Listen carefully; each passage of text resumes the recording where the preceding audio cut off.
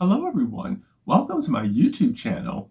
In this video, we are continuing to talk about the executive branch by looking at the Electoral College, which is used to elect our president. This is important because while we directly vote for many of our elected leaders, the president is the one political office position that does not get directly voted by the people. Instead, we vote for individuals who represent our voting preferences, we hope, in an organization informally called the Electoral College. We can essentially see this as us indirectly electing a president. We vote for the members of these groups at the state level, but the number of members in each state does not exactly reflect the size of its population. Some states count more than others, literally.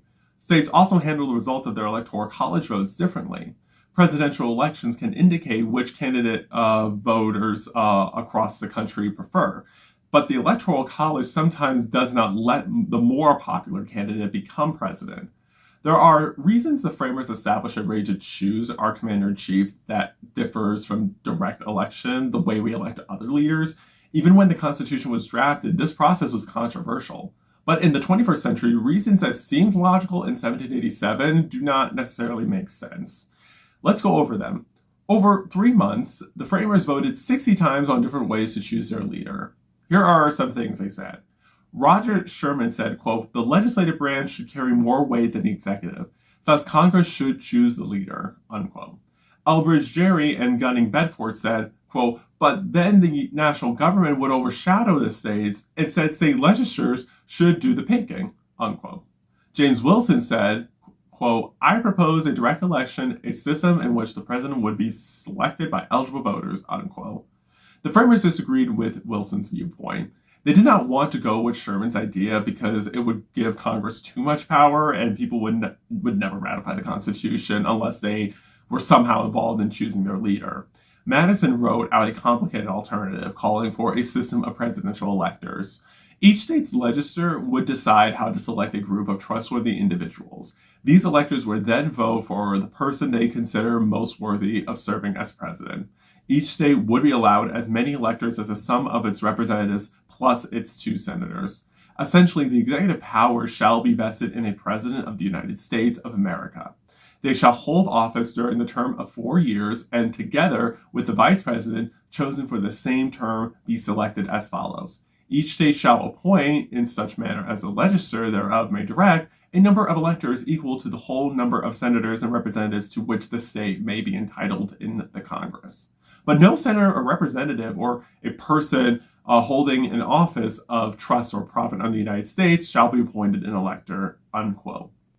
It shall be called the Electoral College. This term was not popularized until the early 19th century.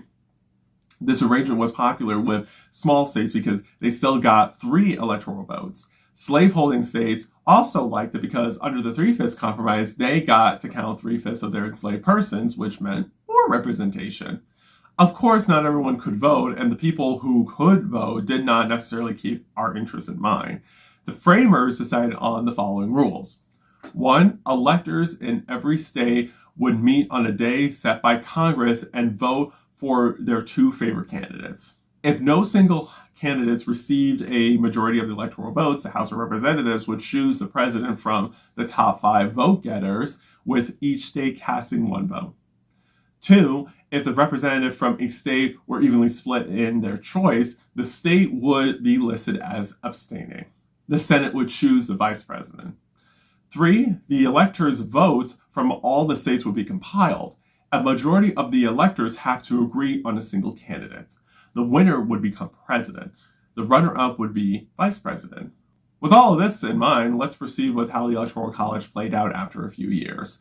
By 1796, political parties had begun to form, and the electors' top favorite candidates belonged to different factions. For example, President John Adams was a Federalist, and runner-up Vice President Thomas Jefferson was a Democratic Republican. This would be like having a conservative member of the 21st century Republican Party as president and a liberal Democrat as vice president. The VP, who presides over the Senate and breaks the votes, might vote against the president's policies. That is exactly what happened with Jefferson and Adams. In 1798, the Kentucky legislature did just that. They adopted the so-called Kentucky resolutions, which triggered a debate about who gets to decide whether a law is constitutional. Of course, the Adams administration disagreed. Jefferson's election in 1800 revealed another flaw in the Electoral College.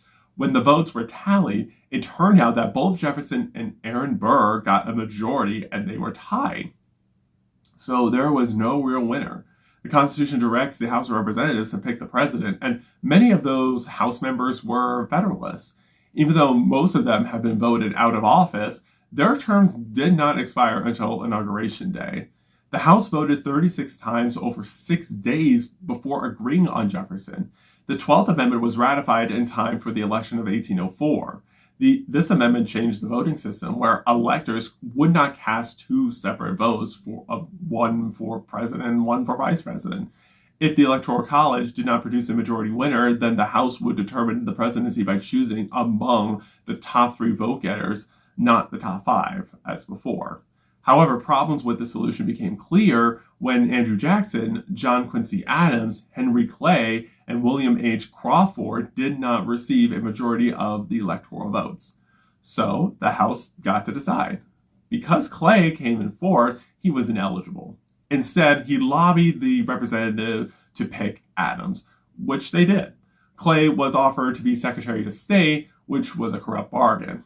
So, now that you know how the Electoral College was initially played out, how many total Electoral College members are there right now? There are 538 members of the Electoral College, which comprises 435 House members, 100 Senate members, and 3 electoral votes from D.C., which were granted in the 23rd Amendment. Now, there are some big problems with the Electoral College system. Sometimes the national popularity of a presidential candidate in November has little to do with who becomes president in January. To become president, a candidate needs to win the popular vote in the right combination of states, those whose Electoral College votes will add up to 270, a majority. Calculating ways to achieve this number can cause campaign shenanigans. For example, you could win just the top 11 states by extremely narrow margins and become president, even if you fail to get a single vote in any other state. Nationwide, 26 states have a higher percentage of electoral votes than is warranted by their percentage of the population.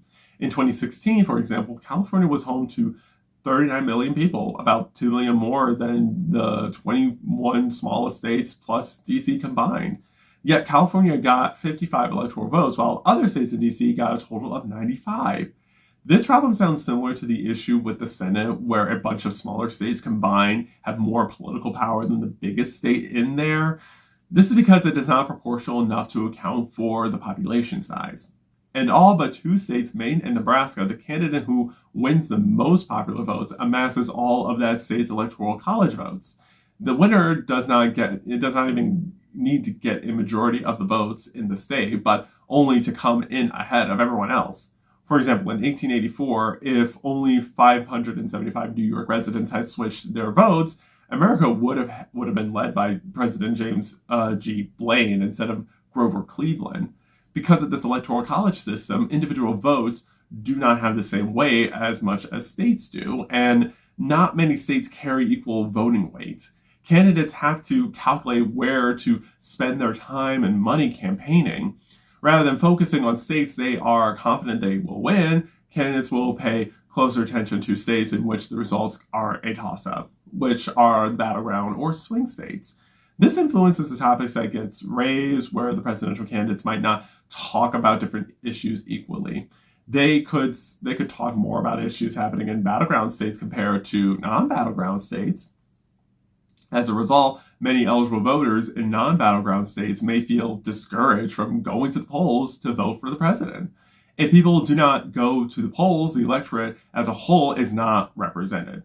In the 2016 presidential election, candidates spent almost all of their time and money in only 14 states. Half of that was just in 4 battleground states. 36 states, 2/3 of the population were pretty much ignored. Another thing is, suppose an elector does not want to vote the way the citizens have told them. Although the Constitution says nothing about requiring members of the Electoral College to reflect the popular vote, 29 states and DC have laws controlling this. In the other 21 states, electors can vote for whomever they like. Those who go rogue are called faithless electors. In 2016, some opponents of Donald Trump encouraged Republican electors to vote for someone else. Two did. As of 2016, faithless electors had voted contrary to their pledge or abstained from voting 163 times. Still, no faithless elector has ever influenced the outcome of a presidential election, but it is important to be aware of. Now, here is another question to look at. What if no one wins a majority of the Electoral College votes? As the framers devised it, the House would then pick the president, and the Senate would choose the vice president. This sounds straightforward, but it could lead to exactly what happened in 1796. There is also the chance that the Senate could end up picking the president too. When the House chooses the president, each state is entitled to cast one vote. A majority of each state's representatives must agree on whom to vote for. If a state's legislators are evenly divided between two candidates, then all the representatives from the state must abstain. That state loses its right to vote. To receive a majority, a candidate must receive the votes of 26 states. If enough states abstain, the Senate's choice for VP would be promoted to president. This has never happened, but it could. So, are there other options? Every U.S. state allows its citizens to vote directly for its executives, the governor and lieutenant governor. No other major country has anything like the Electoral College. Around 600 amendments regarding the Electoral College have been proposed, but they have all been either defeated or abandoned. The last time the strategy was tried was in 1969, but the proposal passed in the House and failed in the Senate. So if the Electoral College is here to stay, then what? Here are two options. Option one, eliminate winner take all. Electors' votes could be allocated proportionally to the citizens' votes. If 52% of the votes of voters favor a particular candidate, then 52% of that state's Electoral College votes would do the same. Or, as is already the case in Maine and Nebraska, votes could be allocated by a congressional district, with the statewide winner getting the 2 bonus votes. This still gives the advantage to states with low populations. Their electoral votes would reflect the boost they get from having 2 senators. There's also no guarantee that any candidate would win a majority. Allocating by district would raise issues related to gerrymandering. Option 2, adopt the National Popular Vote Plan. This proposal consists of an agreement among states to cast their Electoral College votes for the winner of the popular votes. For this to go into effect, states that have a combined total of 270 electoral votes would have to accept it. It is not clear that enough states would agree to this, especially if the results were close, the winner failed to get a majority of votes, or there were suspicions that votes were suppressed to tilt the election. These are a couple of options to consider, but we should not continue to operate an electoral college system where just winning the popular vote does not automatically guarantee the person wins the presidency. There are 4 instances after Jackson when the Electoral College handed the presidency to the less popular candidates. In 1876, Samuel Tilden got 250,000 more votes than Rutherford B. Hayes. In 1880, Grover Cleveland got 90,000 more votes than Benjamin Harrison. In 2000, Al Gore Jr. got 500,000 more votes than George W. Bush. In 2016, Hillary Rodham Clinton got 2,800,000 more votes than Donald J. Trump. In fact, let's dive more into the 2000 presidential election between Al Gore Jr. and George W. Bush as an example to further elaborate on the Electoral College issue. On Tuesday, November 7, 2000, it was projected that the state of Florida would be won by Al Gore. 2 hours later, networks also called New Mexico for Gore, which put him over the top. Even though the polls had not closed everywhere yet, it appeared he would be the next president. However, 7 minutes later, there was a problem because some of the precincts in Florida the Gore campaign thought would go to them favored George W. Bush. Since they could not count on what they presumed were reliably Democratic precincts, this race was too close to call before every single vote was counted. That warning ended what one spokesman called their 7-minute presidency. Bush was beating Gore in Florida by about 50,000 votes, but across the country, it looked as if Gore was beating Bush by about 500,000 votes. 2 days after the election, Florida's votes were finally counted, but the results were microscopically close. Bush led Gore by only 300 ballots out of 6 million cast. Each side challenged the other for weeks on end by saying the tally was not conducted correctly, the recount should be for the whole state or certain counties, and the ballots were confusing. The law states that electors must vote on the first Monday after the second Wednesday in December, and the Constitution sets January 20th as Inauguration Day. The pressure was on. On December 12th, 2000, a week before the electors must vote, the Supreme Court stepped in by saying the recount must end. This decision left Bush the winner in Florida, and because of the Electoral College votes, the winner of the country, or winner for the country. This example, along with the others I listed before, show how the Electoral College can produce outcomes where the candidate who wins the popular vote still loses the presidency, which raises questions about fairness.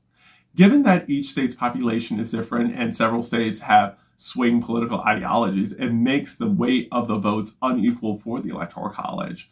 This results in presidential candidates focusing their campaign strategies on certain states, which gets our attention more focused on a few battleground states while ignoring most of the country. The point is to have presidential candidates represent the interests of everyone in the country instead of appearing like they only care about battleground states. If we simply focus on having a national popular vote for the presidency, as we do with every other public office instead of the Electoral College, we will actually guarantee that the winner of a presidential election has won the popular vote and our votes have equal weight. We will be able to directly vote for our presidential candidates instead of continuing to have indirect votes. Remember, the president has the highest political position in the country, so we need our voices directly heard in choosing our presidents. In the next video, we will continue to talk about the executive branch by focusing on presidential pardons. Until then, please like this video, subscribe to my YouTube channel, and turn on the post notifications so you will be notified when I post my next video. I appreciate your support. Remember, you are powerful, you are capable, and you are the changemaker our society needs. Thank you so much for watching this video. I will see you soon.